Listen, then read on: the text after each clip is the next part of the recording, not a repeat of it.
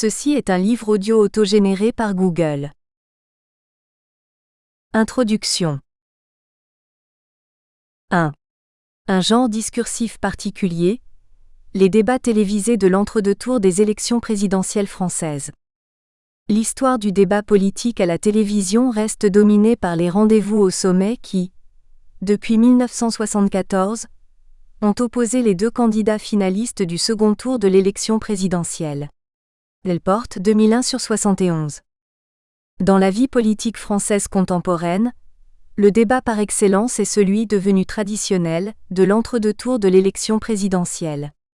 Vaco 2012/39. Ce caractère d'excellence justifie à lui seul que l'on consacre une étude spécifique à ce genre lui-même bien spécifique, ou plus précisément à ce type particulier d'événements communicatifs qui se sont déroulés entre 1974 pour le premier et 2012 pour le dernier en date, événements dont l'importance, et corrélativement celle de leur audience, est régulièrement soulignée par les animateurs de ces débats. Ouverture du débat de 1974. 1974 JB, Mesdames, Messieurs, le débat entre les deux candidats à l'élection présidentielle, M. Valéry Giscard d'Estaing et M. François Mitterrand, ouvre la campagne électorale à l'ORTF pour le second tour de cette élection. Son importance est à la mesure de l'enjeu. Le 19 mai, vous élirez l'un de ces deux candidats, président de la République. C'est donc un grand événement sans précédent à la télévision française de la plus haute importance aussi pour l'ORTF. Conclusion de ce même débat. 1974 JB, Monsieur François Mitterrand, Monsieur Valéry Giscard d'Estaing, il nous reste à vous dire merci d'avoir accepté ce débat ouvert devant quelques 30 millions de téléspectateurs. Ce fut une grande première pour l'ORTF et pour tous ceux, je crois, qui apprécient la libre confrontation des idées. Ouverture du débat de 1988. 1988, EV, messieurs, nous accueillons ce soir sur ce plateau de télévision deux candidats au second tour de l'élection présidentielle. Ce débat était attendu, c'est peu de le dire, ce débat est maintenant devenu une tradition dans la vie politique française. Cela dit, les analystes s'accordent à admettre que cet événement tant attendu ne modifie pas vraiment la donne et qu'il n'agit qu'à la marge, intervenant à un moment où les électeurs ont déjà fait leur choix. Delporte, 2012/381, rapporte ainsi ce propos de Sarkozy au micro de France Inter le matin même du débat de 2007. Je ne pense pas que les Français choisissent pour 5 ans un président de la République sur la seule impression qu'ils auront d'un débat de 2 heures, même si celui-ci est important. Débat important certes par son enjeu, mais qui n'est comme tous les autres du même type que le couronnement d'une longue campagne, laquelle exploite un matériau sémiotique fort divers, débats et meetings mais aussi affiches, tracts et professions de foi, ainsi que le rappelle Bertrand et al. 2007/7-8. Ce torrent de signes, de symboles et d'images que charrie une campagne électorale construit un univers de sens, clôturé par une date fatidique, le jour de l'élection, qui marque les défaites et les victoires. De ce torrent de signes nous n'analyserons ici qu'une toute petite partie, à savoir ceux qui s'échangent à la veille de la date fatidique, entre les deux postulants à la magistrature suprême, dans un cadre et selon des règles suffisamment spécifiques et contraignantes pour que l'on puisse parler à ce sujet d'un genre particulier, et même unique en son genre. Roithman et Sully Nylander, 2010/304, puisqu'il ne s'actualise qu'à la date fixe, une fois tous les 7 puis 5 ans, et à chaque occurrence durant un temps relativement court, de 2 heures à 2h50 selon les débats, ce qui confère au corpus un avantage tout à fait remarquable et même exceptionnel en analyse du discours. C'est que l'on n'a pas à se préoccuper de sa représentativité puisque l'on dispose, avec les 6 débats qui le composent, soit 14h23 d'enregistrement, de la totalité des réalisations du genre. Le corpus est clos, du moins jusqu'à l'échéance de 2017, mais aussi exhaustif. On ne voit guère d'autres exemples d'un genre qui soit entièrement représenté par un corpus de dimension aussi réduite. 2. Les caractéristiques du genre. Dans une perspective que l'on peut dire horizontale, le genre qui nous intéresse fait simultanément partie de la grande famille des discours politiques, et plus spécifiquement à visée électorale, et de la tout aussi grande famille des discours médiatiques, et plus spécifiquement télévisés. Du point de vue de l'organisation verticale des genres, Nos débats sont un sous-ensemble des débats présidentiels, lesquels sont un sous-ensemble des débats électoraux, lesquels sont un sous-ensemble des débats politiques, certains traits distinctifs venant s'ajouter à chaque étage de cette pyramide des genres, envisagée de haut en bas. Parmi les diverses caractéristiques du discours soumis à l'analyse, on retiendra avant tout le fait qu'il s'agit d'oral en interaction, section 2.1. Produit en contexte médiatique, section 2.2. Et relevant d'un registre confrontationnel, section 2.3. La confrontation étant à la fois exacerbée par l'imminence de son dénouement, et bridée par le dispositif réglementaire ainsi que par la présence conjointe d'une instance modératrice et d'une audience évaluatrice. 2.1. L'oral en interaction. Envisagée au sens strict, l'opposition orale-écrit repose sur une différence de canal communicatif et de matériau sémiotique. Faisant l'objet d'une retransmission télévisée, ces débats empruntent un canal à la fois auditif et visuel, et ils exploitent un matériel fait aussi bien d'unités linguistiques et paralinguistiques que d'unités posturo-mimo-gestuelles, sans parler des signes statiques, liés à l'apparence physique des participants. Même si l'essentiel de ces débats est accessible à la simple écoute, les données visuelles jouent un rôle non négligeable à divers niveaux, singulièrement celui de la construction de l'éthos des participants, qui est avant tout une question d'image, voir chapitre 4. Mais que la mimogestualité soit ou non prise en compte dans l'analyse, celle-ci ne doit jamais perdre de vue la nature orale des données. Ce rappel s'impose. Comme l'on ne peut travailler qu'à partir de transcriptions qui transforment ces données orales en un objet scriptural, le risque est grand que prenant en quelque sorte la carte pour le territoire, l'analyste oublie la véritable nature du matériel qu'il traite et fasse comme s'il s'agissait vraiment d'écrits. C'est ainsi que certains vont s'employer à dénombrer dans le corpus les points d'interrogation et autres signes de ponctuation. Or quiconque a tenté de réaliser des transcriptions ponctuées de ces débats sait la part d'arbitraire qu'implique cette opération, et combien peuvent varier les choix effectués dans ce domaine. On en prendra pour exemple certaines transcriptions proposées des 2 premiers tours de parole de François Hollande et de Nicolas Sarkozy respectivement, dans le débat de 2012. Transcription proposée dans un site de campagne de Hollande, de Sèvres. Hollande 19 points. Sarkozy 24 points. 2 transcriptions du Monde, même nombre de lignes à peu près. Hollande 12 points. Sarkozy 17 points. Soit ainsi ce bref extrait du tour de Hollande. Transcription du site PS. La France a décroché. Le chômage est à un niveau historique. La compétitivité s'est dégradée. Et donc je veux être le président qui redressera la production, l'emploi, la croissance. Ce sera un effort très long qui appellera à la mobilisation de tous les acteurs. Et c'est pourquoi je veux être aussi le président du rassemblement. Transcription du Monde. La France a décroché, le chômage est à un niveau historique, la compétitivité s'est dégradée et donc, je veux être le président qui redressera la production, l'emploi, la croissance. Ça sera un effort très long qui appellera à la mobilisation de tous les acteurs, et c'est pourquoi je veux être aussi le président du rassemblement. 3. Comparons enfin les 2 transcriptions précédentes avec la nôtre. 2012 FH. La France a décroché, le chômage est à un niveau historique, la compétitivité s'est dégradée, et donc, je veux être le président qui, redressera la production, l'emploi, la croissance, ce sera un effort très long qui appellera la mobilisation de tous les acteurs, et c'est pourquoi je veux être aussi le président du rassemblement. On constate que les seules fins de phrase qui semblent incontestables, du fait de la convergence des critères syntaxiques, sémantiques et prosodiques, se situent d'une part après les acteurs et d'autre part après rassemblement. Or en 1, un certain nombre de points ont été introduits qui semblent peu justifiés, cependant qu'en 2, si la virgule a été à juste titre préférée au point dans de tels cas, à l'exception de celui de la croissance, le point fait curieusement défaut après acteur. Sans prendre ici parti dans le débat concernant les unités pertinentes de l'oral, rappelons que le découpage en phrases des apostrophes. Un texte oral est toujours pour le moins problématique, comme le sont certaines affirmations concernant le débat de 2007, comme quoi par exemple, Sarkozy y ferait des phrases 3 fois plus courtes que Royal, ou bien encore, cette autre affirmation étant à la fois plus mesurée et plus imprudente du fait de son extrême précision, Ils font des phrases courtes, 25 mots maximum pour lui, 36 pour elle. Par ailleurs, l'oral des débats se distingue doublement d'autres formes d'oral attestées durant la campagne électorale, comme celui des meetings de campagne. Il s'agit d'abord de discours échangés.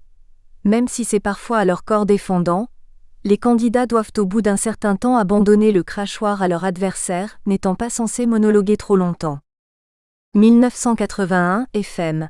J'arrête là, parce que nous avons besoin naturellement d'échanger des propos et que le temps passe.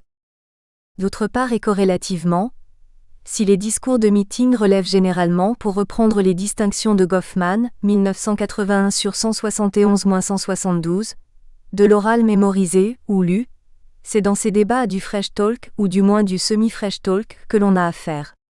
En effet, même si les débatteurs ne se privent pas d'incorporer à leur discours, en particulier dans les passages en forme de tirade, des fragments préfabriqués et mémorisés, et même s'ils se sont minutieusement préparés à l'événement, assistés dans cette tâche par leurs conseillers en communication, il leur est impossible de prévoir tout ce qui peut survenir dans le feu de la conversation, comme le reconnaît après coup Ségolène Royal à propos du débat de 2007. On m'avait préparé des petites phrases. Mais dans le feu de la conversation, c'est compliqué de les placer. Et puis ce n'est pas mon style. 5 ans après, Ségolène Royal raconte son débat, propos recueillis par Monsieur et Libération un 5 2012. Royal qui avoue aussi avoir été désarçonnée par la première question de Patrick Poivre d'Arvor, à laquelle elle ne s'attendait pas, question préliminaire au débat proprement dit, ajoutée en 2007 au script habituel. Ségolène Royal, vous vous sentez comment ? De même, Laurent Binet, dans l'ouvrage au titre révélateur « Rien ne se passe comme prévu », où il narre son expérience de suiveur de la campagne de François Hollande, note à propos du débat de 2007 qu'il y a des limites à l'efficacité des exercices de simulation anticipée, l'essai en question ayant tout de même duré 2 heures. On a essayé de faire répéter Hollande avec un contradicteur imitant Sarkozy, mais comme ça ne fonctionnait pas, on a laissé tomber. Binet, 2013 sur 282. Le discours que les candidats produisent à chaud tout au long du débat s'apparente donc bien à de l'authentique oral en interaction. Essentiellement improvisé et co-construit, même s'il est en partie préconstruit, ce discours s'échange entre des protagonistes dont l'une des principales qualités doit être leur sens de la répartie et leur capacité à faire preuve d'à-propos. Mais comme l'on a affaire à des interactions médiatiques, les candidats débatteurs ne sont pas les seules personnes impliquées dans l'événement communicatif. 2.2. Contexte médiatique et cadre participatif. Toute interaction médiatique se caractérise par la présence d'une masse anonyme d'auditeurs dont l'existence vient complexifier le dispositif énonciatif, ou cadre participatif selon Goffman, 1987, dispositif qui dans le cas d'un débat peut être décrit comme l'emboîtement de 2 circuits communicatifs, l'un fondé sur la réciprocité et l'autre à sens unique. Dans le cas qui nous occupe, les choses se présentent plus précisément de la façon suivante. 2.2.1. Circuit restreint, les échanges de plateau. Ces débats se déroulent dans un espace clos, le plateau de la télévision. Sur ce plateau, sont présents 4 participants actifs, c'est-à-dire ratifiés aussi bien comme émetteurs que comme récepteurs, l'alternance des tours de parole obéissant à certains principes qui seront évoqués plus tard. Ce quatuor se répartit en 2 rôles interactionnels bien distincts, avec 2 titulaires pour chaque rôle, celui des candidats débatteurs et celui des journalistes animateurs. 1. Les candidats débatteurs sont placés face à face, ce terme étant d'ailleurs utilisé parfois pour qualifier ces débats. Ils s'affrontent et forment une diade d'essence conflictuelle. En ce qui concerne leur statut, ce sont des professionnels de la politique. Ils occupent une place importante au sein du parti ou du camp qu'ils représentent, en gros droite versus gauche, et peuvent en outre avoir le statut de président sortant, de ministre ou de premier ministre dans le précédent gouvernement. Ces considérations de statut vont évidemment infléchir leur discours et leur argumentaire, mais c'est avant tout en tant que candidats qu'ils sont censés s'exprimer dans le débat. Telle est leur identité contextuellement pertinente, sauf exception mentionnée explicitement. 1988 JC. J'applique une politique depuis 2 ans, Monsieur le Président. Et là, c'est en tant que Premier ministre que je l'ai fait, Maintenant en tant que candidat, je dis à M. Mitterrand. Les débatteurs sont en principe les seuls acteurs véritablement indispensables à l'accomplissement d'un débat, mais comme il s'agit d'interactions plus ordonnées que les conversations ordinaires, elles font généralement appel en outre à quelques personnes chargées de veiller à leur bon déroulement. 2. Les journalistes animateurs, ou modérateurs, sont ici au nombre de 2, il y a co-animation. Ils se tiennent côte à côte, et forment une dyade d'essence solidaire. Pour canaliser les éventuels débordements de débatteurs souvent indociles, les 2 animateurs ont tout intérêt à se serrer les coudes, à s'épauler mutuellement et à se prêter main forte. En ce qui concerne leur statut, ce sont des journalistes expérimentés, jouissant d'une certaine notoriété dans le monde des médias. 2.2.2 Circuit englobant, du plateau au public des téléspectateurs. Le statut de cet actant externe qu'est l'audience ou le public a quelque chose de paradoxal. Invisible et inaudible pour les participants actifs, le collectif des téléspectateurs non seulement ne peut pas intervenir dans le débat mais n'est généralement pas l'objet, les séquences liminaires mises à part, d'une adresse directe de la part des débatteurs et animateurs. Il n'en est pas moins destinataire de l'ensemble du spectacle qui se déroule sous ses yeux, destinataire indirect, mais à certains égards destinataire principal, puisque ce sont ces électeurs potentiels qu'il s'agit pour les débatteurs de séduire et d'acquérir à leur cause. Les candidats débattent entre eux, mais celui à qui ils s'adressent, pour l'attaquer, réfuter, etc., ne coïncide pas avec ceux qu'il s'agit de convaincre, comme l'énonce explicitement Giscard d'Estaing dès l'ouverture du premier débat. 1974, VGE. Dans ce débat, il y a quelque chose que nous n'essaierons pas de faire, qui est de nous convaincre mutuellement. Ce que nous devons faire, c'est d'éclairer le choix des Françaises et des Français, parce que ce choix du 19 mai sera un choix très important. VGE qui fait à sa manière écho par anticipation, à cette définition du débat que nous propose Garcia, 1980/101.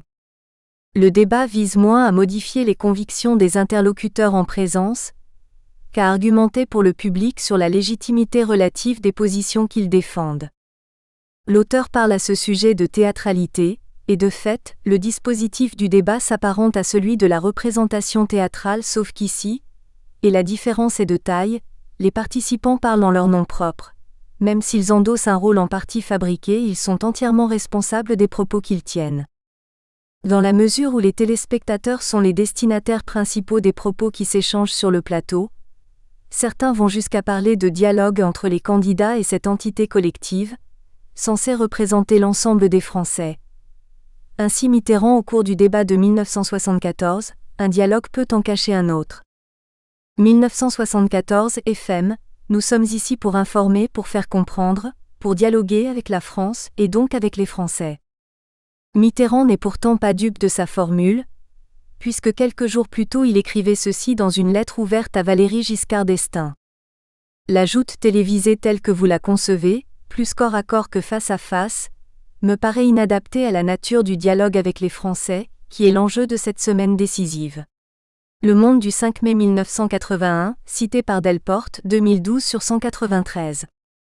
Ce n'est de toute façon que par métaphore que l'on peut parler à propos de ces débats, de dialogue avec les Français, sauf à considérer, à l'instar de Michel Cotta, chaque débat comme constituant dans son entier une sorte de vaste intervention initiative à 2 voix, à laquelle les Français fourniraient ensuite une réponse en forme de bulletin de vote.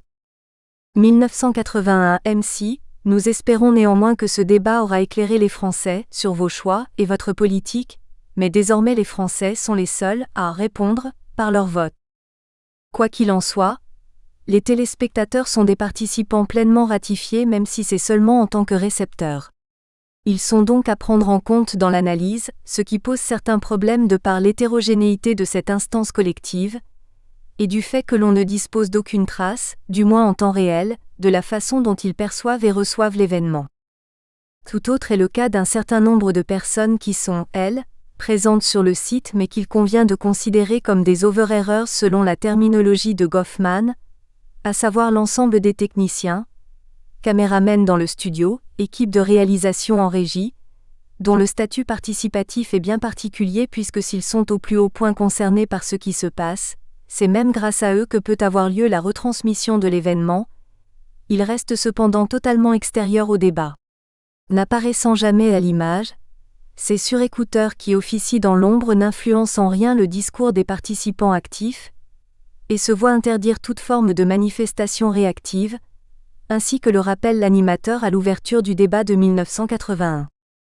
1981 JBO. La commission de contrôle a demandé à ce que les personnes qui sont présentes dans cette salle ne manifestent pas leurs sentiments. Pendant le déroulement du débat, nous les remercions d'avance de bien vouloir taire ou leur enthousiasme ou leur réprobation pendant la durée de la discussion. 2.3. Les interactions à caractère conflictuel. 2.3.1. Les débats, un genre confrontationnel. Une interaction peut être qualifiée de débat à partir du moment où elle se présente comme la confrontation publique de points de vue au moins partiellement divergents sur l'objet, ou les objets, de discours, accompagnée du désir manifesté par chaque débatteur de l'emporter sur l'adversaire. Dans débattre, il y a battre, les termes de duel ou de joute, utilisés parfois comme équivalent métaphorique de débat, étant à cet égard plus explicite encore. Dans le cas des interactions qui nous intéressent, leur caractère intrinsèquement confrontationnel saute aux yeux. Il se manifeste par exemple dans le vocabulaire utilisé par les participants eux-mêmes pour catégoriser les candidats, même si cette catégorisation peut se faire en des termes diversement nuancés. 1995 ad. Peut-être maintenant, précisez les mesures auxquelles vous pensiez, et ce que vous pensez de celles de votre adversaire, compétiteur comme on veut. 2007 NS c'est pas une façon de respecter son concurrent ou un autre candidat. Je ne me serais jamais permis, madame, de parler de vous comme cela. 2007 NS c'est vraiment, quelqu'un qui est pour moi, davantage une concurrente, si elle me le permet, qu'une adversaire, je n'ai pas de rire. Je n'ai bien sûr aucun sentiment personnel d'hostilité à l'endroit de Madame Royale. Sœur, mais moi je m'abstiens de jugement personnalisé, parce que je crois que le débat politique c'est d'abord, un débat d'idées, et de ce point de vue, vous êtes un partenaire de ce débat démocratique. Dans un tel contexte, le terme de partenaire, utilisé ici par Royal, fait figure d'euphémisme. Il en est de même de certains des termes utilisés pour qualifier l'événement communicatif dans lequel les locuteurs se trouvent engagés. Si celui de débat est le plus fréquent, c'est même le seul qu'utilisent les animateurs, il arrive aux candidats de parler de discussion et même d'entretien ou de conversation, ces euphémismes étant dus essentiellement à Mitterrand, comme dans cet extrait bien dans sa manière où il feint de s'étonner du tour conflictuel que prend à son corps défendant l'échange. 1981 FM. Je suis même presque étonné que vous me lanciez dans cette discussion qui tout d'un coup se greffe, d'une façon un peu inattendue, dans notre conversation. Ainsi ces interactions seraient-elles globalement des conversations, sur lesquelles viendrait parfois s'insérer, de façon inattendue, et regrettable, ce ne peut être le fait que de l'adversaire, un module plus agonal relevant du genre discussion. Ce dont on peut plutôt conclure que les indications métadiscursives que fournissent les participants sur l'événement qu'ils sont en train de vivre, peuvent être utiles à l'analyste, sans être pour autant toujours à prendre pour argent comptant. En effet, il n'est pas douteux que le caractère confrontationnel propre à tout débat se trouve dans le cas des duels électoraux fortement accentués par la nature de l'enjeu. Il s'agit non seulement d'imposer ses vues mais d'éliminer l'adversaire, d'en triompher dans le débat en attendant de le vaincre dans les urnes. Dans ce contexte plus que dans tout autre, l'unisson est qualité du tout ennuyeuse en la conférence, Montaigne, 1972-1595, 174 à propos de l'art de bien conférer, comme l'illustre le cas du débat Chirac-Jospin de 1995 qui fut unanimement jugé décevant et même traité de non-débat, faute d'avoir été suffisamment virulent. 2.3.2. Les débats de l'entre-deux tours, une compétition impitoyable. Quelle est la visée de ces confrontations ? Les animateurs comme les débatteurs le répètent à l'envi, elles ont avant tout une fonction de clarification, quelques exemples parmi d'autres. 1974 VGE, ce que nous devons faire, c'est d'éclairer le choix des Françaises et des Français. Il est très important ce soir, c'est l'utilité de ce débat. D'éclairer votre choix. 1981 VGE, c'est dimanche prochain que les Français éclairés diront doit être président de la République. Je voulais qu'il y ait un point clair, pour clarifier le débat. 1981, MC, nous aurions eu bien d'autres questions à vous poser. Nous espérons néanmoins que ce débat aura éclairé les Français sur vos choix et votre politique. 1988 JC. Alors maintenant c'est la campagne, eh bien je souhaite moi aussi qu'elle se déroule dans des conditions qui éclairent les Français sur ce que doit être et ce que sera la France dans 7 ans. 1995 LJ. J'espère que ça va contribuer à éclairer les Français dans leurs choix. Voilà le sens de ma proposition, qui je pense est maintenant peut-être plus clair dans l'esprit des Français. 2012 FH, mais il faut qu'on y voit clair quand même. Mais clarifier sur quoi et pourquoi faire ?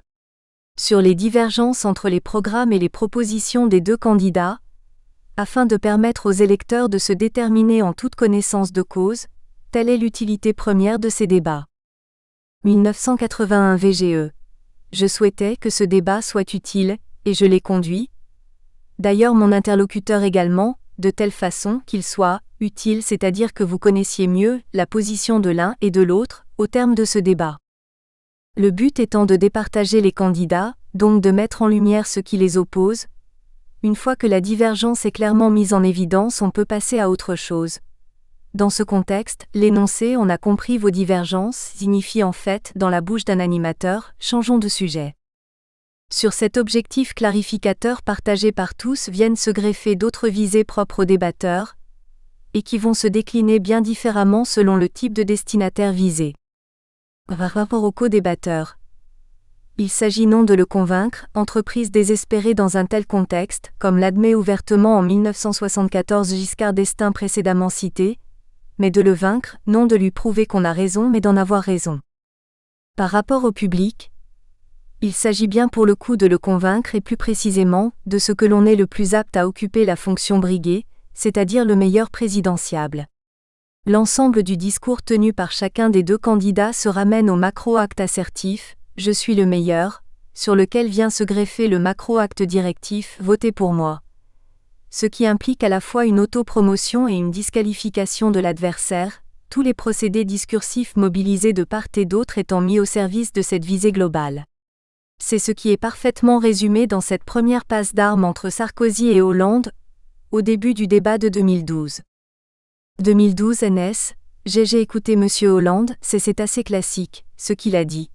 Il a dit qu'il serait un président extraordinaire si les Français le choisissaient, et que par conséquent, son prédécesseur naturellement n'était pas un bon président, c'est classique, c'est ce qu'on dit, à chaque débat, moi, je veux, autre chose, je veux que ce soir ce soit un moment des apostrophes. Authenticité où chacun donne sa vérité, et que les Français en liberté choisissent.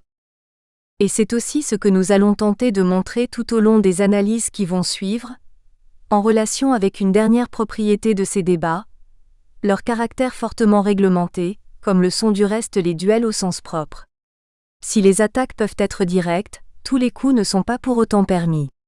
D'une manière générale, les débats ont un caractère plus formel et routinisé que les conversations, et cela vaut a fortiori pour les débats présidentiels, qui obéissent à un cérémonial dont les règles se sont rapidement stabilisées, comme on le verra dans le prochain chapitre. Signalons simplement pour l'instant le fait que la plupart des règles de ce jeu de langage bien particulier demeurent implicites, et que même en cas de codification explicite on observe une certaine souplesse dans leur application. Le corpus constitue donc un formidable champ d'observation pour tous les types de négociations qui se peuvent rencontrer dans les échanges en tout genre, et qui sont abondamment représentés dans ces débats, négociation du script de l'interaction, des tours de parole, des signes manipulés et des interprétations effectuées, des faits, chiffres et opinions, des ethos et du rapport de place, etc., dont on mentionnera ou analysera un certain nombre d'exemples. 3. Les caractéristiques de l'approche. Sur les débats en général, la littérature est fort abondante, et le cas particulier des débats présidentiels a lui-même donné lieu à un certain nombre de travaux relevant d'approches diverses. Pour ce qui est de la perspective linguistique, mentionnons pour les études les plus générales, étant donné que d'autres études plus ponctuelles seront évoquées en cours de route, les volumes publiés par le groupe Saint-Cloud, 1995 et 1999, sur les campagnes de 1988 et 1995 respectivement, sur celle de 2007, Bertrand et al. 2007, Charodeau 2008, ainsi que les numéros 89 mars 2009 et 90 juillet 2009 de la revue Mots et sur les discours présidentiels et de présidentiels. Dans leur ensemble, le numéro 112 novembre 2016 de cette même revue. C'est également d'une approche linguistique que relève la présente étude, et plus précisément si l'on peut dire, d'une approche discursivo-rhétorico-pragmatico-interactionnelle, qui s'intéresse moins à la nature des contenus échangés qu'aux manières de faire, aux stratégies déployées par les différents participants pour parvenir à leurs fins. Corrélativement, cette approche est essentiellement qualitative. 3.1. Approche qualitative versus quantitative. Le corpus est constitué des 6 débats de l'entre-deux tours des présidentielles réalisés à ce jour, de 1974 à 2012, soit exactement 14h23 d'enregistrement. Il s'agit là typiquement d'un petit corpus, qui présente l'avantage de permettre une analyse qualitative détaillée tout en autorisant certaines généralisations fondées sur des comptages manuels. Cette méthode artisanale est bien évidemment inadaptée au traitement des grands corpus, pour lesquels il est indispensable de recourir à de grands moyens. 3.1.1. L'approche quantitative. L'approche lexicométrique, aujourd'hui rebaptisée textométrique ou logométrique, de tradition relativement ancienne en France, a été appliquée de façon privilégiée à l'étude du discours politique et en particulier durant la dernière décennie, à celle des discours produits lors des campagnes présidentielles. Les avantages d'une telle approche, qui repose sur le traitement informatique du corpus, sont évidents. Elle permet de traiter de manière systématique une grosse masse de données en un temps record. Pour prendre le seul exemple de Maillafre, 2012a, le corpus est constitué de L', ensemble des discours du président Chirac, allocutions, interviews, articles, durant son septennat de 1995 à 2012, comparé à ceux de ses prédécesseurs, soit un total de quelques 1800 discours et 4,4 millions d'occurrences lexicales, ce qui est plus qu'impressionnant. Toutefois, l'approche quantitative présente un certain nombre de limites et de biais qui justifient que l'on fasse appel complémentairement à une approche plus qualitative. Notons d'abord que l'approche quantitative aborde les textes et les discours principalement à partir de leur matériel lexical. La logométrie reste bien pour l'essentiel une lexicométrie. Cela permet d'appréhender efficacement les grandes thématiques abordées, les contenus sémantiques et idéologiques véhiculés par ces textes ainsi que les préférences en la matière de tel ou tel locuteur ou collectif de locuteurs, ou encore de mettre en évidence certaines évolutions diachroniques, voir par exemple Maillafre précédemment cité sur les discours présidentiels sous la Ve République ou Dupuis et Marchand 2011, dont L'. Objectif est très proche du nôtre. Suivre les évolutions des discours tenus par les présidentiables, lors des 5 premiers débats de l'entre-deux tours. Mais cette approche est nettement moins adaptée à l'étude d'autres types de faits discursifs, comme les stratégies rhétoriques ou la construction des ethos.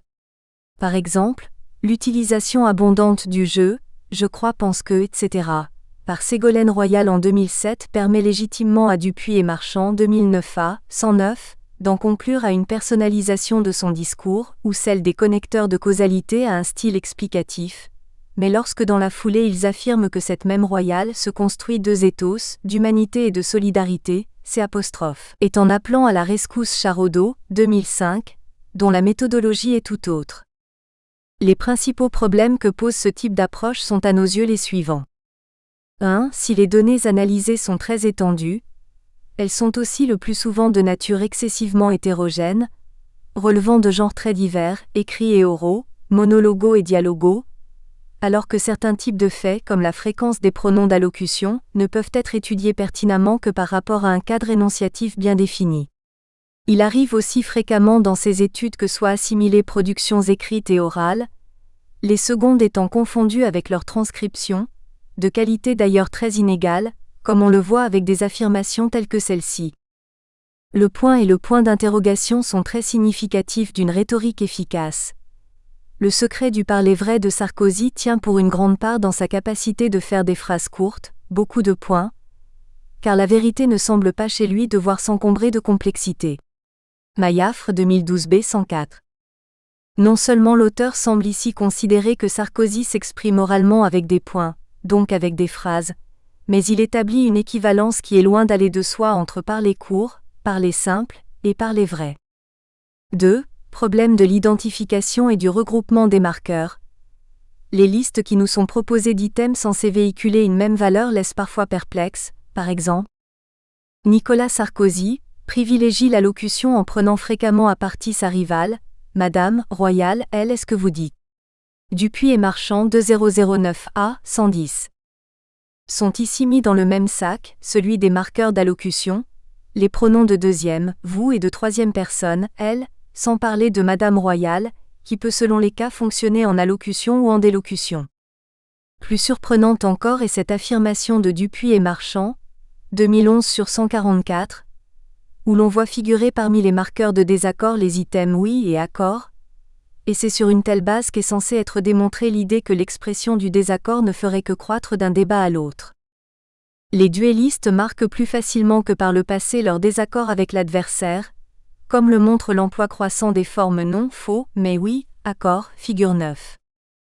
Plutôt que de multiplier les exemples de ce type, on insistera sur le fait que ce que ces méthodes comptabilisent, ce sont essentiellement des signifiants lexicaux. Or, d'une part, les unités discursivement pertinentes ne se réduisent pas aux mots ni même aux morphèmes.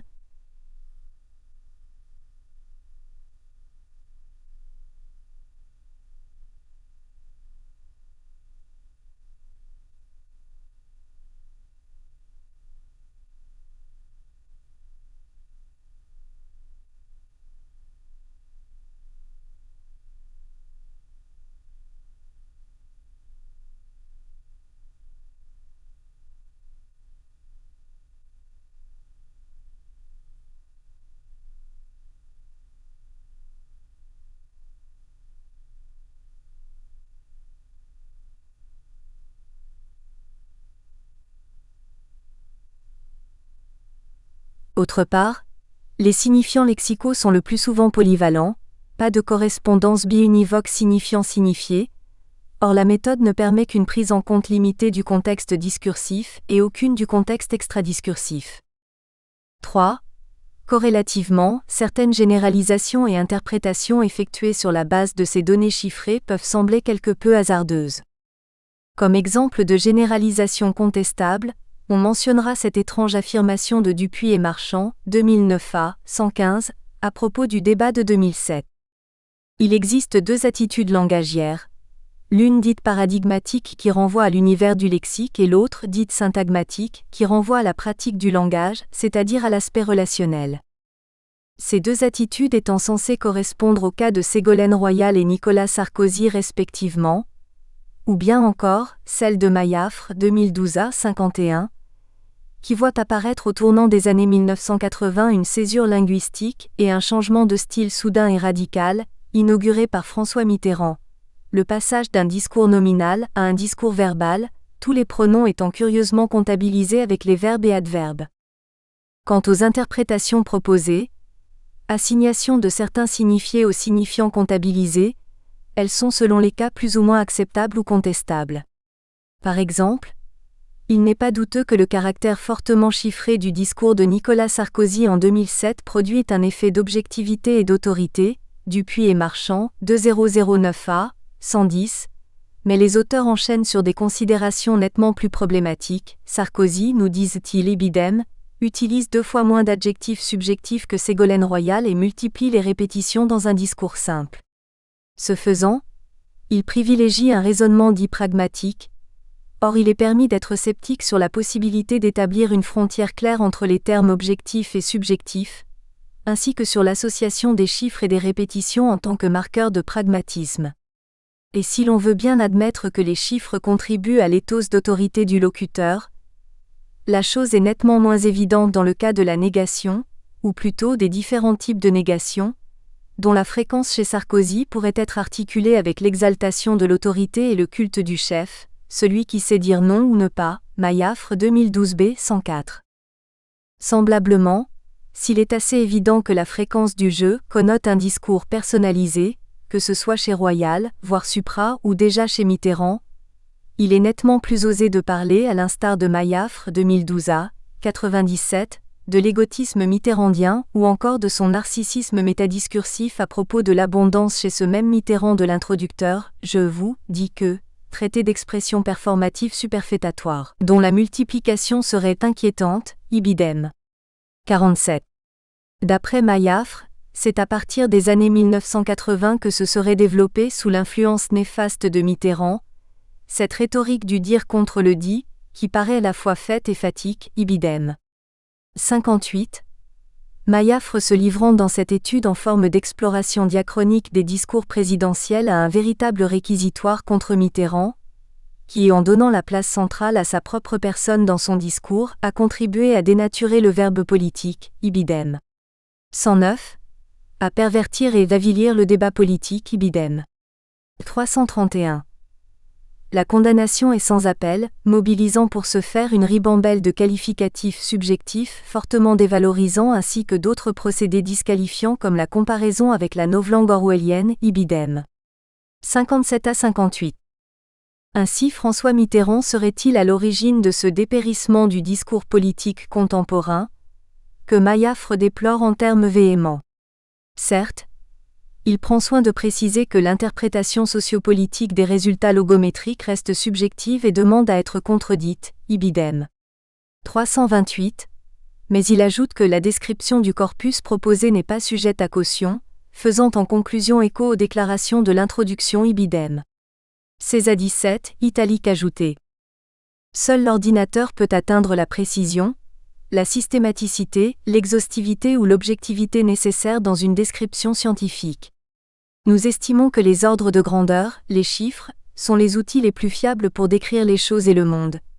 Ici une grande quantité de discours. Là où sur la base d'hypothèses de travail construites et toujours imposées par l'ère du temps, c'est-à-dire par l'idéologie dominante, l'on se propose habituellement d'interroger le texte, quitte à trouver toujours et seulement ce que l'on cherche, nous voulons laisser dans cet ouvrage, l'ordinateur et le texte nous interroger sans préjugés et sans tabou. Mais le problème est de savoir où passe la frontière entre description objective, linguistique, c'est-à-dire dans cette perspective chiffrée, et interprétation subjective, sociopolitique. Il arrive comme on vient de le voir que les quantitativistes s'autorisent des sauts interprétatifs plus ou moins risqués. Mais en fait, l'interprétation commence bien en amont, dès l'opération de regroupement de formes particulières en catégories générales. On l'a vu pour les marqueurs d'allocution et de désaccord, et la question se pose de façon constante, même dans des cas qui semblent moins problématiques comme les catégories négation, adverbe, ou même adverbe de manière, qui sont bien trop hétérogènes pour qu'on puisse en conclure quoi que ce soit. Il est facile, ordinateur aidant, de dénombrer dans un corpus les noms ou les si, mais pour en tirer quelle conclusion ? Croire qu'il n'est de vérité que chiffré, et que les chiffres disent toujours vrai, relève du fétichisme. Tout ne peut pas se mesurer. Est-il vraiment possible d'identifier donc de comptabiliser comparativement, des mots forts et des idées réelles, ceux et celles du général de Gaulle d'après Maillafre 2012a, 328, opposés au discours riche en noms et pourtant vide en idées de Giscard ibidem. 113, et plus largement encore aux formules creuses qui composeraient cette pure logomachie que seraient devenus les discours présidentiels de ces dernières décennies ? Inversement, toutes les mesures ne sont pas également fiables. Lorsque l'on travaille sur le discours politique, on est bien placé pour savoir que les chiffres sont des objets manipulables et même lorsqu'ils sont justes, d'une objectivité toute relative. L'approche quantitative fournit certes des indications précieuses, et même irremplaçables, sur le vocabulaire des uns et des autres ainsi que sur certaines évolutions lexicales. Mais on est parfois tenté d'appliquer à certaines de ces études ce que Dupuis et Marchand, 2009a, 110, disent de Sarkozy, qu'il s'appuie sur l'autorité que confèrent les chiffres pour construire un discours d'apparente objectivité, une objectivité apparente et parfois illusoire. 3.1.2. L'approche qualitative. Étant donné les dimensions modestes du corpus, il est possible à l'analyste d'en rendre compte de façon à la fois globale et locale, sans négliger aucun détail susceptible d'être pertinent par rapport à ses visées descriptives. Le décortiquage des données ne peut se faire qu'à partir d'une transcription, car on ne peut travailler que sur un texte stabilisé, donc écrit. Mais d'une part, cette transcription doit être la plus fidèle possible et d'autre part, son analyse doit s'accompagner d'un retour permanent à l'enregistrement vidéo. Une précision s'impose à ce sujet. À la différence des situations où c'est le chercheur lui-même qui procède à l'enregistrement de ces données, dans le cas des interactions médiatiques, cet enregistrement, s'il présente l'avantage d'être tout fait et aisément disponible car relevant du domaine public, a pour inconvénient de ne pas nous donner accès à la totalité de l'événement communicatif, tel que l'ont vécu et perçu les participants eux-mêmes présents dans le studio d'enregistrement, mais seulement à la représentation qu'en donne l'équipe de tournage, avec les limitations que cela entraîne.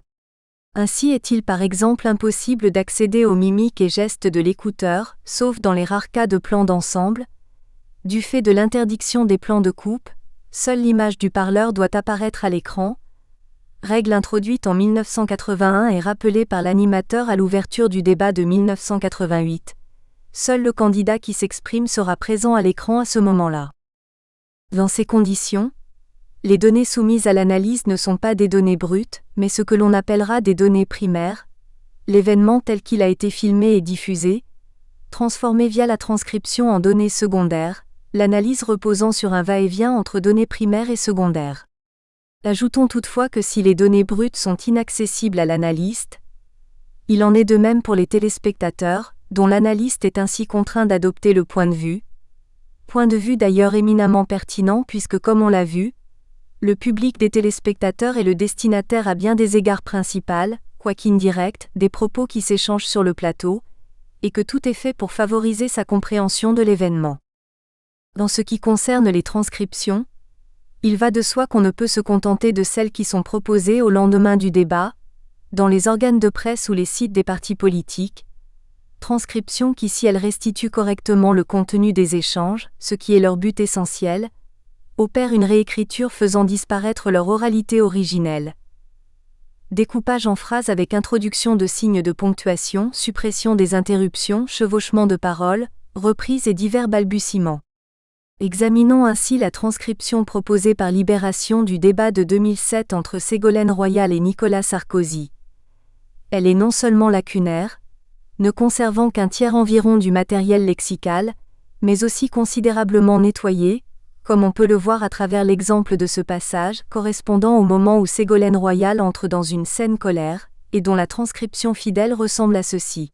« Sœur, je suis très en colère, et les parents et les familles qui vous hantent, et les parents. NS, calmez-vous. Sœur, non, je ne me calmerai pas. NS, calmez-vous et ne me montrez pas du doigt. Avec ce 7 INDX pointé parce que franchement égal. Sœur, non, si, non. Égal non, je ne me calmerai pas non, je ne me calmerai pas égal. NS, je voudrais vous dites je vous. Égal ben pour esperluette. Sœur, je ne me calmerai pas. NS, esperluette pour être président de la République, il faut être calme. Voici ce que devient ce même passage transcrit par l'équipe du journal. Ségolène Royal. Je suis très en colère.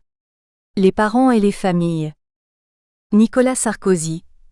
Calmez-vous et ne me montrez pas du doigt avec cet index pointé. Ségolène Royal. Non, je ne me calmerai pas. Nicolas Sarkozy. Pour être président de la République, il faut être calme. Les différences sautent aux yeux. Élévation du registre, le ben de Sarkozy disparaît, son i devient il, et surtout suppression des interruptions et chevauchements de paroles, des balbutiements corrélatifs ainsi que des répétitions. Les 4 occurrences de « je ne me calmerai pas » de sœurs se trouvant condensées en une seule, ce qui entraîne une déperdition considérable en ce qui concerne la tonalité émotionnelle du passage.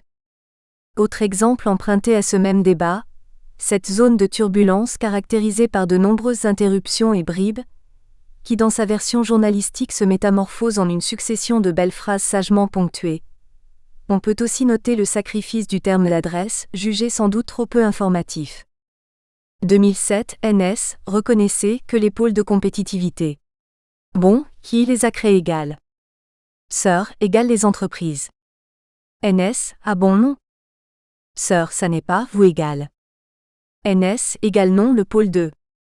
Sœur, ce sont les entreprises. Alors ne vous esperluette. NS, rire. Sœur, esperluette attribué pas. NS, mama égale. Sœur, égale ce sont les réseaux de chefs d'entreprise esperluette. NS, ma, M madame. S. Sœur, esperluette et qui ont attendu et là, bien longtemps esperluette. NS, M madame, M. Sœur, esperluette et qui aujourd'hui n'ont toujours pas les avantages, FICO, que vous aviez promis et esperluette. NS si vous. Sœur, esperluette moi je leur donnerai. NS, ma madame, la nouvelle politique, une politique moderne c'est l'honnêteté. Transcription de Libération. Nicolas Sarkozy, les pôles de compétitivité, qui les a créés? Ségolène Royal, les entreprises pas vous. Ne vous les attribuez pas. Ce sont les réseaux de chefs d'entreprise qui aujourd'hui n'ont pas les avantages fiscaux que vous aviez promis. Moi, je leur donnerai. Nicolas Sarkozy, la politique moderne c'est l'honnêteté. Loin de nous l'idée d'incriminer le travail des journalistes. Ces transcriptions remplissent très honnêtement leur office, qui consiste à donner au lecteur une idée relativement précise de la teneur des propos qui se sont échangés lors du débat, alors que nos transcriptions techniques ne sont que des outils dévolus à l'analyse du déroulement de l'interaction. Plus gênant est le fait que certaines études qui se veulent linguistiques s'appuient sur des transcriptions approximatives, dont la provenance n'est même pas précisée pas plus que les conventions adoptées, comme si le chercheur oubliait que ces transcriptions ne sont qu'un artefact, lequel se doit toutefois d'être le plus ressemblant possible malgré l'opération de transsubstantiation que constitue le passage de l'oral à l'écrit, afin de permettre des analyses un peu plus fines que celles-ci. Nicolas Sarkozy a essayé de mettre en place une connivence avec Ségolène Royal. Il a plusieurs fois cité son nom, Madame Royal, alors qu'elle, pendant toute l'émission, a refusé cette connivence et n'a pas prononcé son nom. Ali Magoudi, Libération 3 mai 2016. Ce n'est que grâce à une transcription minutieuse des données primaires que l'on peut d'une part, remplacer plusieurs par un chiffre précis, en l'occurrence, 113 emplois par Sarkozy de Madame Royal, en fonction d'adresse, plus 24 en emploi d'élocutif, et d'autre part d'examiner ces emplois un par un, en fonction du fait qu'ils sont ou non produits en chevauchement, de leur emplacement dans le tour, de la nature de ce tour, etc., afin interpréter leur valeur qui est loin de se ramener toujours, comme on le verra, à l'expression de la connivence. 3.2. L'objectif de l'étude, constante et variation d'un genre. Cette étude a pour objectif de dégager les caractéristiques propres au genre, débat de l'entre-deux tours des présidentielles françaises, à partir d'un examen minutieux du corpus, qui a comme on l'a dit le mérite d'être exhaustif, c'est-à-dire d'épuiser le genre qui l'illustre. Étant fortement contraint et codifié, on peut s'attendre à ce que ce type d'événement communicatif présente une grande stabilité d'une réalisation à l'autre. Et de fait, on verra que les règles du genre sont remarquablement stables de 1974 à 2012, tout en présentant certaines variations qu'il nous faudra aussi mettre en évidence. Telle sera donc la ligne directrice de ce travail.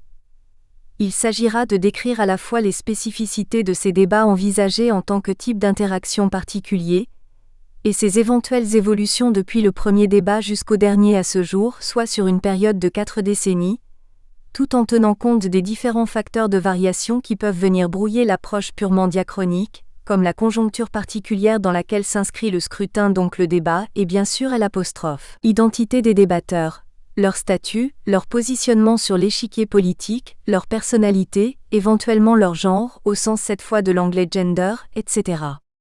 Notons que comme tous les candidats participent à 2 débats au moins à l'exception de Lionel Jospin et Ségolène Royal, il sera parfois nécessaire de distinguer, parlant par exemple du profil du candidat X, celui que X affiche de façon opportuniste dans le débat D1 ou D2, et celui qui le caractérise d'une manière plus générale de par sa personnalité propre. Cette question des constantes et des variations du genre sera abordée sous différents angles, correspondant aux différents chapitres qui composent l'étude, chapitres intitulés successivement « Le déroulement du débat »,« Aspect stylistique et rhétorique »,« L'affrontement » et les 3 registres de la persuasion, logo, ethos, pathos. 4. Précision finale. 4.1. Présentation des 6 débats constitutifs du corpus. 4.1.1. Débat de 1974. Date 10 mai 1974. Élection anticipée et campagne écourtée du fait du décès du président Georges Pompidou le 2 avril. Durée du débat, 1h56. Réalisateur, Jean Benamou. Animateur, Jacqueline Baudrier, JB, et Alain Duhamel, AD. Débatteur. Valéry Giscard d'Estaing, VGE, ministre de l'Économie et des Finances. François Mitterrand, FM, premier secrétaire du Parti socialiste, candidat de l'Union de la gauche. Victoire de VGE avec 50,81% des suffrages exprimés. 4.1.2. Débat de 1981. Date 5 mai 1981. Durée 2h18. Réalisateur, Lucien Gavinet. Animateur Jean Boissonnat JBO et Michel Cotta, MC. Débatteur. Valéry Giscard d'Estaing, VGE, président sortant. François Mitterrand, FM, candidat du Parti socialiste. Victoire de Mitterrand avec 51,76% des suffrages exprimés. 4.1.3. Débat de 1988. Date 28 avril 1988. Durée 2h16. Réalisateur, Jean-Luc Léridon. Animateur, Michel Cotta, MC et Élie Vanier, EV. Débatteur. Jacques Chirac, JC, président du RPR, Premier ministre depuis mars 1986, cohabitation. François Mitterrand FM, président sortant. Victoire de Mitterrand avec 54% des suffrages exprimés. 4.1.4. Débat de 1995. Date 2 mai 1995. Durée 2h22. Réalisateur, Jean-Luc Léridon. Animateur, Alain Duhamel, AD et Guillaume Durand GD. Débatteur. Jacques Chirac JC, président du RPR. Lionel Jospin, LJ, candidat du Parti socialiste à la suite d'une primaire de ce parti. Victoire de Chirac avec 52,64% des suffrages exprimés. Pas de débat en 2002, Chirac ayant refusé de débattre avec Jean-Marie Le Pen, arrivé en deuxième position au premier tour le 21 avril, devant Lionel Jospin, alors Premier ministre. Victoire de Chirac avec 82,21% des suffrages exprimés. Passage au quinquennat, à la suite du référendum de 2000 organisé par le président Chirac. 4.1.5. Débat de 2007. Date 2 mai 2007. Durée 2h41. Réalisateur, Jérôme Revon. Animateur, Arlette Chabot, AC et Patrick Poivre d'Arvor, PPDA. Débatteur. Ségolène Royal Sœur, candidate du Parti socialiste à la suite d'une primaire de ce parti. Nicolas Sarkozy NS, ministre de l'Intérieur puis ministre d'État sous la présidence de Jacques Chirac, dans les gouvernements successifs de Jean-Pierre Raffarin et de Dominique de Villepin. Victoire de Sarkozy avec 53,06% des suffrages exprimés. 4.1.6. Débat de 2012. Date 2 mai 2012. Durée 2h50. Réalisateur, Jérôme Revon. Animateur, Laurence Ferrari, LF, David Pujadas, DP. Débatteur. François Hollande FH, représentant du Parti socialiste à la suite d'une primaire. Nicolas Sarkozy NS, président sortant. Victoire de Hollande avec 51,64% des suffrages exprimés. Certains candidats s'étant présentés 2 fois Giscard d'Estaing, Chirac, Sarkozy voire 3 fois Mitterrand. Si les débatteurs sont au nombre de 12, les candidats, dont une candidate, ne sont que 7. 4.2. Convention de transcription. Elle s'inspire des conventions ICOR préconisées par le laboratoire ICAR, UMR 5191, CNRS Université Lyon 2 ENS de Lyon. S'y ajoutent quelques indications métadescriptives relatives aux interventions effectuées sur le corpus par l'analyste. Pour signaler une coupe,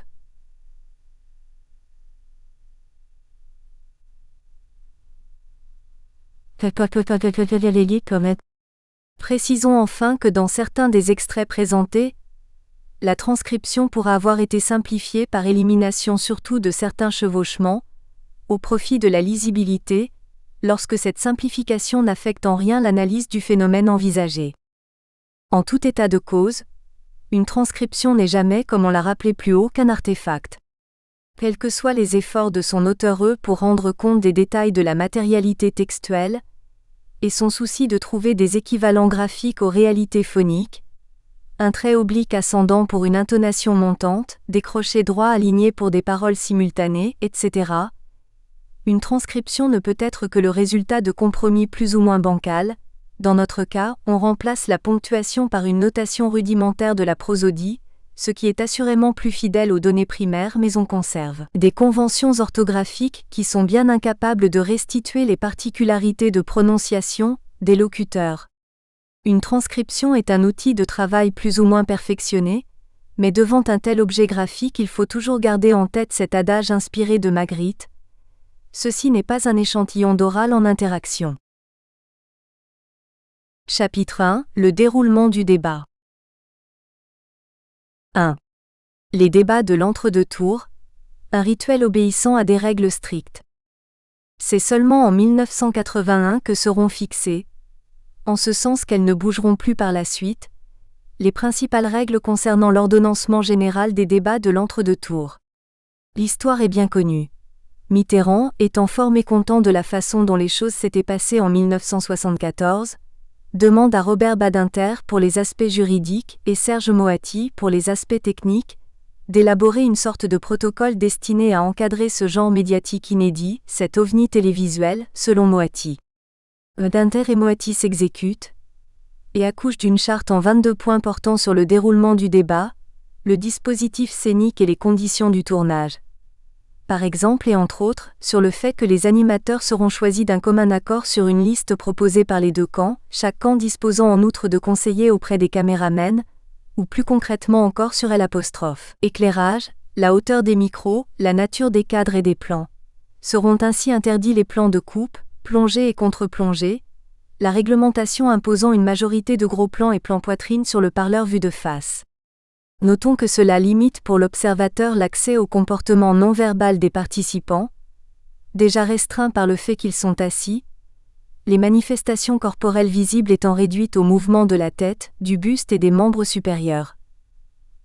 Impossible par exemple de discerner cette agitation des pieds que l'on dit constante chez Sarkozy.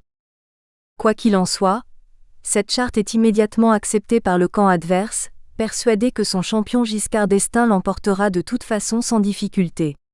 Elle fera jurisprudence pour les débats suivants, qui verront s'adjoindre au cas par cas toutes sortes de clauses âprement négociées entre les représentants des deux camps sous l'égide de la commission de contrôle du Conseil supérieur de l'audiovisuel, concernant la forme et la longueur de la table, la hauteur des sièges, l'emplacement des candidats, le décor, le nombre et la position des caméras, etc. Autant de détails qui sont dans un tel contexte moins anodins qu'il est '. Il paraît, sur ces tractations présidant à la mise en place des débats successifs, voir Delporte 2001 sur 80-81. Nettement plus fondamentale toutefois, est la règle d'or imposant une parfaite égalité de traitement des deux candidats en ce qui concerne en particulier les temps de parole, règle sur laquelle on reviendra car il s'agit là d'un principe tyrannique et obsédant pour les animateurs surtout, qui ont à charge de veiller scrupuleusement à son application. Outre ces règles formelles gravées dans le marbre, ces débats sont censés obéir à divers principes régulateurs relevant d'une sorte de code déontologique implicite, comme le principe d'authenticité, que les candidats revendiquent à qui mieux, par exemple en 2012. 2012 NS, je veux que ce soir ce soit un moment d'authenticité, où chacun donne sa vérité. Et enfin je pense que ce débat doit être ce moment de démocratie, où les Français en refermant leur télévision se disent « on peut aimer l'un, on peut préférer l'autre, on peut être en désaccord avec ce qu'ils disent, mais ils nous ont pas menti, ils ont pas joué l'esquive, ils ont été vrais, c'est ça notre défi Monsieur Hollande, d'être vrai. » FH, oui, chacun aura sa vérité, et chacun sera authentique, je n'imagine pas que vous feindrez, et vous ne pouvez pas penser que j'esquiverai, donc nous nous parlerons face à face. Directement, nous nous dirons les choses, sans qu'il y ait quelque chose à cacher, à dissimuler. En fait, L'énorme majorité des principes qui régissent le bon fonctionnement des échanges et qui peuvent être de nature extrêmement diverse sont implicites. Il n'est spécifié nulle part noir sur blanc quels registres et quels tons sont de mise, quels procédés d'adresse ou d'argumentation peuvent être utilisés, ce qui est ou non permis en matière d'attaque. Et pourtant, les participants ont bien intériorisé des règles de ce genre, qui font partie intégrante de leurs compétences de débatteurs, et sur lesquelles ils s'accordent même s'il leur arrive de les transgresser, au risque de subir un rappel à l'ordre de la part de leurs partenaires de débat. Petit échantillon de ces remarques métacommunicatives, on en rencontrera d'autres exemples au fil de l'étude. 1974, VGE. À partir du moment où nous discutons de chiffres, il faut discuter de chiffres exacts égales. Il faut mettre ses conclusions, à la fin de sa démonstration, et pas au début. J'invoque la Charte des libertés, Monsieur Mitterrand, pour vous répondre. Vous me mettez en cause, je vous réponds, c'est la moindre des choses, lorsque je mets en cause quelqu'un, je la lui laisse, le temps de me répondre. 1981 VGE, ne jouons pas, à ce petit jeu des citations. 1995 LJ, il faut pas simplement dire j'ai des chiffres, je pourrais vous les donner. Donc il ne faut pas sur ce point déformer ma pensée. 2007 Sœur, ne faisons pas de méthode, allons au fond des sujets, monsieur. Ne déformez pas mes propos. Écoutez, ne jouez pas sur les mots. Ne retirez pas les phrases de leur contexte égal. 2007 NS, ne faisons pas de remarques ad nominem, c'est désagréable. Madame Royale, si vous permettez la précision, n'est pas inutile dans le débat public. 2012 NS, Monsieur Hollande, ne me donnez aucune leçon. Il revient donc à l'analyste de dégager ces règles du jeu et du genre faisant l'objet d'une sorte de contrat tacite entre les parties en présence, et de voir comment elles sont négociées entre les participants. Étant en effet pour la plupart implicites, donc floues et flexibles, ces règles sont du même coup négociables, comme on le voit dans cet extrait où Mitterrand se rebelle contre le diktat de Giscard en matière de ton. 1981, VGE. Gardons, dans ce débat, le ton qui convient. Je ne l'utilise pas par rapport à vous, ne l'utilisez pas par rapport à moi. FM, je vous en prie, j'entends m'exprimer, absolument comme je le veux, et je le ferai, dans des termes, tout à fait corrects, à votre égard, sauf que lorsqu'il s'agit de parler de notre débat politique, je n'entends pas être complaisant. De telles négociations se rencontrent à tous les niveaux de l'organisation des débats. 2. Le script des débats. L'organisation globale de l'interaction est à peu près immuable. Après un préambule pris en charge par les animateurs qui rappellent les principales règles du jeu et présentent le synopsis, on assiste au débat proprement dit, qui s'achève avec une double conclusion en forme de péroraison où chaque candidat récapitule en quelques minutes sa position et son programme, suivi d'une brévissime phase de clôture assurée également par les animateurs, en duo ou en solo selon les cas. Le corps du débat se présente comme une succession de chapitres organisés autour des 4 grands thèmes suivants. 1. Politique intérieure et institutions. 2. Problèmes économiques et sociaux. 3. Problèmes de société. Logement, éducation, famille, etc. Sous-thème auquel va venir s'adjoindre à partir de 1995 avec la montée du vote protestataire, c'est-à-dire du Front National, le problème des banlieues, de l'immigration et de la sécurité. 4. Politique étrangère, européenne et internationale, chapitre très généralement bâclé pour cause de débordements sur les autres sujets. On constate donc une grande stabilité dans l'organisation macro du débat, même si certains facteurs conjoncturels peuvent venir légèrement parasiter ce bel ordonnancement, tels en 1988 les événements de Nouvelle-Calédonie dont le traitement va venir s'insérer entre les chapitres 1 et 2. De même en 1995, l'entrée dans le vif du sujet est retardée par une question préliminaire, notons toutefois que l'animateur prend soin de préciser que cette question ne bouleverse en rien le déroulement normal du script. 1995 GD. Est-ce qu'on peut savoir, puisque beaucoup de gens ont été marqués par ce qui s'est passé hier, et ça fait partie aussi de cette première partie, HS, ce que vous pensez l'un et l'autre, HE de la mort du jeune homme, du jeune Marocain, je ne dis pas interprétation, politique que vous en avez, mais est-ce que ça pose un problème à la démocratie française? Mentionnons aussi cette petite innovation introduite par les animateurs en 2007, et en partie reprise en 2012, sous la forme de questions visant à personnaliser un peu le débat, questions surgissant l'une en ouverture. 2007 PPDA. Auparavant juste un petit mot pour essayer de détendre l'atmosphère sur votre état d'esprit, aux uns et aux autres, Ségolène Royal, vous vous sentez comment? Sœur, très bien, très fière Esperluette. PPDA, concentré.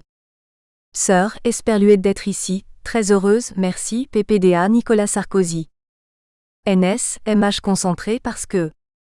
Et l'autre en clôture, avec un succès d'ailleurs mitigé car à la différence de Sarkozy, Royal refuse d'entrer dans le jeu. 2007 PPDA, alors juste avant qu'on fasse cette conclusion, une petite question personnelle, quand même, qu'est-ce que vous pensez, l'un de l'autre, commençons par vous, Nicolas Sarkozy. NS, Ben écoutez, moi ce n'est pas d'hier et Madame Royal le sait bien, que je respecte son talent et sa compétence. AC, Ségolène.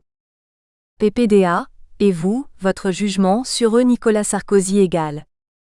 Sœur, égal mais moi, je m'abstiens de jugement personnalisé. Parce que je crois que le débat politique c'est d'abord, un débat d'idées. Signalons enfin le fait qu'en 2012, l'ordre des chapitres se trouve modifié, ce qui reflète peut-être un changement dans la hiérarchisation des thèmes. Le débat attaque avec les problèmes économiques, la croissance, l'emploi, le pouvoir d'achat, la dette et le déficit des comptes publics, les impôts, et les sujets plus politiques, comme les règles de la vie démocratique, se trouvent relégués en troisième position après les problèmes sociaux, éducation, logement et bien sûr immigration.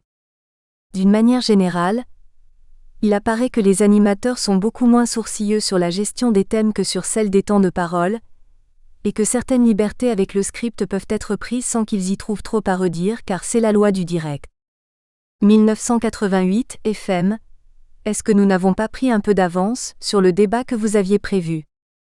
MC, un petit peu mais c'est la loi du direct. 1995 AD. Monsieur Chirac et Monsieur Jospin, théoriquement, on a épuisé le temps de parole sur ce troisième thème. À un niveau inférieur, le texte du débat se décompose en unités plus petites que les séquences thématiques, les principales étant les échanges, qui dans leur forme de base se ramènent à des paires adjacentes, et les tours de parole. Mais comme toute interlocution présuppose une allocution, la réciproque n'étant pas forcément vraie, on envisagera d'abord la question de l'adressage. Qui parle à qui et avec qui dans ces débats? 3. Allocution et interlocution. 3.1. Qui parle à qui? Étant donné que le format participatif se compose de 4 participants actifs, pouvant être aussi bien émetteurs que récepteurs, dont 2 animateurs, et 2 débatteurs, DEB, auquel vient s'adjoindre cette instance collective qu'est le public des téléspectateurs confinés dans le rôle de récepteur, P, 6 schémas d'allocution sont théoriquement possibles. Le locuteur est un animateur. 1 en 1 plus grand que en 2. 2 en plus grand que DEBS. 3 en plus grand que P, sans possibilité de réponse. Le locuteur est un débatteur. 4 DEB plus grand que en S. 5 DEB 1 plus grand que DEB 2. 6 DEB plus grand que P, sans possibilité de réponse. Tous ces schémas sont effectivement attestés dans le corpus, mais avec des différences de fréquence considérables. Les cas les plus fréquents signalés en gras sont les cas 2 et surtout 5, conformément à la disposition spatiale des participants, les animateurs couvrent du regard les débatteurs qui se font mutuellement face. La situation 1 ne se rencontre guère qu'en cas de délégation de parole. 1988, EV, nous parlons maintenant de problèmes de société, Michel Cotta égal. 2007, PPDA, alors tout de suite, le premier grand thème. Arlette Chabot. 2012 DP, d'abord, quelques mots en guise d'introduction Laurence. Comme dans un tel cas l'adressé s'empare généralement de la parole sans prendre la peine de répondre à son adresseur, on observe très peu d'échanges entre les animateurs. Les schémas 3 et 6 excluant par définition la réciprocité, les cas de communication réciproque se ramènent donc à 2, 4, correspondant aux échanges entre animateurs S et débatteurs S, et surtout 5, correspondant aux échanges entre débatteurs c'est de très loin le schéma interlocutif le plus représenté dans le corpus, et c'est à ces échanges que l'on va essentiellement s'intéresser tout au long de cette étude.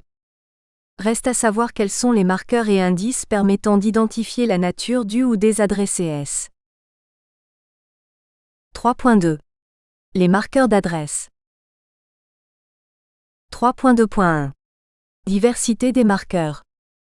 1. Pronoms et nom d'adresse. Il existe dans le système de la langue des formes spécialement dévolues à la désignation de la personne à qui l'on s'adresse, à savoir le pronom de deuxième personne, tu et vous en français, ainsi que les diverses formes nominales d'adresse, ou FNA, voir Kerbrat Orecchioni édition 2010. Toute personne désignée par tu-vous, accompagnée ou non d'une FNA reçoit ipso facto le statut d'allocuteur, ou adressé. On peut y assimiler le cas très particulier de certaines adresses généralement collectives, et accompagnant des actes rituels comme la salutation ou le remerciement, où la forme occupe la place d'un complément d'objet indirect et non d'un vocatif, mais équivaut de toute évidence à une forme d'adresse. 2007 AC Bonsoir à tous. PPDA Bonsoir à tous. AC Bonsoir Ségolène Royal. Sœur Bonsoir. PPDA Bonsoir Nicolas Sarkozy. NS Bonsoir. 2012 AC Merci à tous les deux, merci beaucoup David.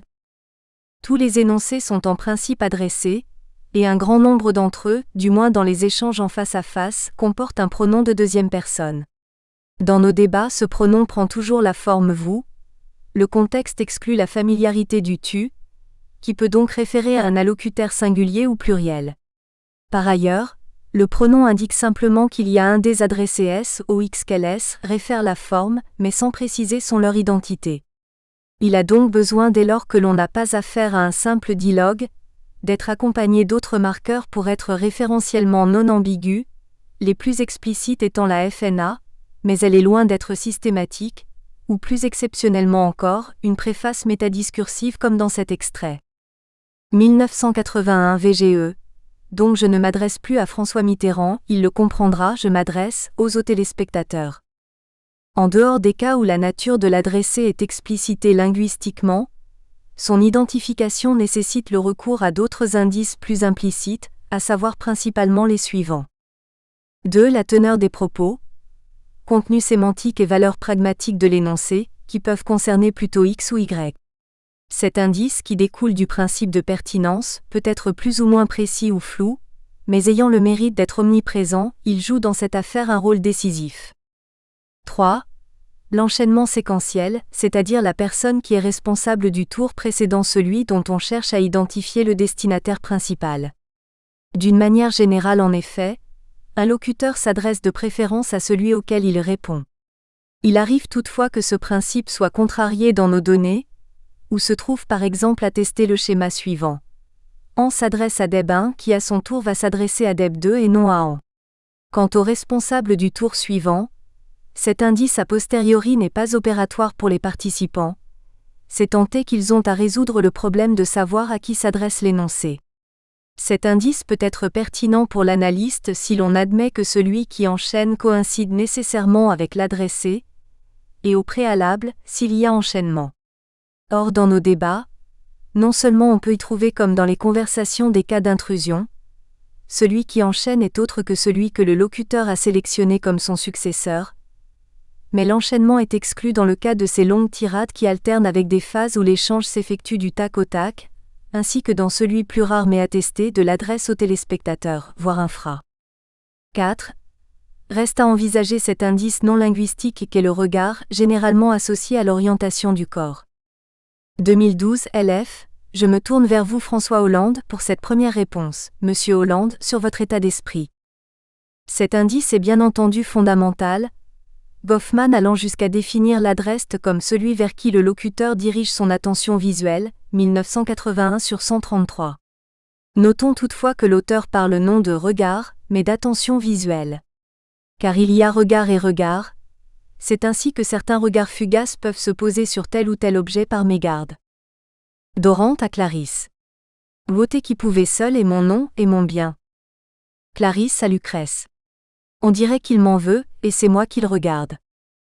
Lucrèce à Clarisse. Quelques regards sur toi sont tombés par mégarde. Voyons s'il continue. Corneille le menteur 5 à 6. Dans nos débats, la simple mention d'un tiers présent s'accompagne généralement d'un regard furtif sur la personne en question, qui n'est pas pour autant automatiquement converti en adressé. C'est seulement lorsqu'il est un tant soit peu soutenu, voyons s'il continue, que le regard fonctionne comme un indice relativement sûr d'adressage, mais on a ici justement affaire à un continuum entre ces deux comportements que Lerner 2003 appelle Glanzat et Lukács. Ajoutons que dans le cas qui nous occupe, il n'est pas toujours facile de capter sur écran la direction du regard du locuteur, et que l'identification de l'adressé est en général possible même pour qui n'a accès qu'à la retransmission radiophonique de l'événement. C'est que cette identification repose le plus souvent sur un faisceau d'indices, qui généralement coïncident, mais peuvent aussi parfois entrer en conflit, comme on le verra après avoir regardé d'un peu plus près le fonctionnement des formes nominales d'adresse dans le corpus. 3.2.2 Les formes nominales d'adresse, nature et fréquence. 1. Les FNA produites par les animateurs. Entre eux, les animateurs s'interpellent soit par la formule prénom plus patronyme, soit, dans les derniers débats, par le prénom seul. À l'intention des débatteurs. Adresse collective, messieurs, aucune forme n'étant disponible en 2007 pour référer à la diade des DEB du fait du caractère mixte de cette diade. Adresse individuelle, monsieur plus patronyme, puis à partir de 2007 prénom plus patronyme, moins protocolaire. 2. Les FNA produites par les débatteurs. À l'intention des animateurs, peu d'attestations. 1974 sur 1, VGE, Monsieur Duhamel. 1981 sur 4, 3 VGE, dont un Mademoiselle adressé à MC, 1 FM, Michel Cotta. 1988 sur 3, 2 FM, Monsieur Vanier, Madame, 1 JC, Madame Cotta. 1995 sur 2, JC, Monsieur Duhamel. 2007 sur 3, toutes dues à NS et adressées à PPDA, Monsieur Poivre d'Arvor. 2012 sur 1, NS, Laurence Ferrari. Ces emplois correspondent généralement à une authentique prise à témoin, dans laquelle l'animateur est converti en... Nous espérons que vous avez apprécié cet aperçu. Pour continuer à écouter ce livre audio sur Google Play Livres, utilisez le lien dans la description de la vidéo.